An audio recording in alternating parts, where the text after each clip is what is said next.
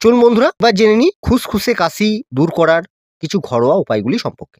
বন্ধুরা, আদা খুব ভালো কাজ করে এই খুসখুসে কাশির সমস্যায়। কুচি কুচি করে আদা কেটে নিন। এবার 2 কাপ জলে কুচনো আদা দিয়ে ফুটিয়ে নিন। জলটা 1 কাপের মতো হয়ে এলে নামিয়ে ছেঁকে নিন। এবার ওই উষ্ণ জল পান করুন। এতে গলায় আরাম পাবেন এবং খুসখুসে কাশিও আপনার সেরে যাবে। বন্ধুরা, খুসখুসে কাশির ক্ষেত্রে হলুদ ও গোলমরিচের গুঁড়ো ওষুধের মতো কাজ করে। 1 চা চামচ হলুদের গুঁড়োর সঙ্গে গোলমরিচের গুঁড়ো মিশিয়ে 1 কাপ জলে 2 থেকে 3 মিনিট গরম করে নিন। তারপরে সেটি পান করুন। এটি খেলে দারুণ আপনারা উপকার পাবেন।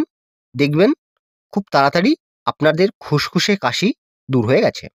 খুসখুসে কাশি দূর করার আরেকটি কার্যকারী ঘরোয়া টোটকাটি হলো তেজপাতা খাওয়া। যারা অতিরিক্ত খুসখুসে কাশির সমস্যায় ভুগছেন তারা কাঁচা তেজপাতা মুখের মধ্যে রাখবেন। এটি চিবিয়ে চিবিয়ে খাবেন। দেখবেন আপনার খুসখুসে কাশি মুহূর্তের মধ্যেই চলে গেছে।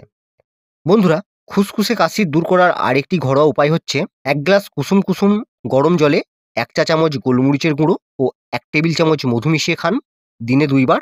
দেখবেন খুসখুসে কাশি সেরে গেছে খুব তাড়াতাড়ি। খুসখুসে কাশি দূর করার জন্য বাসক পাতা জলে সেদ্ধ করে সেই জল ছেঁকে নিয়ে কুসুম কুসুম গরম অবস্থায় খেলে কাশি থেকে আপনারা মুক্তি পাবেন। দৈনিক সকালে এই জল খেতে হবে। বাসক পাতার রস প্রতিদিন সন্ধ্যায় আপনি খেতে পারেন। 2-3 দিনের মধ্যেই এর ফল আপনি নিজেই বুঝতে পারবেন। বাসক পাতার একটা তেঁতো তেঁতো ভাব থাকে। এই তেঁতো ভাব কমাতে রসের সাথে সামান্য মধু মিশিয়েও আপনি খেতে পারেন। বন্ধুরা, খুসখুসে কাশি হলে একটি লবঙ্গ আপনার মুখের মধ্যে নিয়ে চুষে চুষে খেতে পারেন।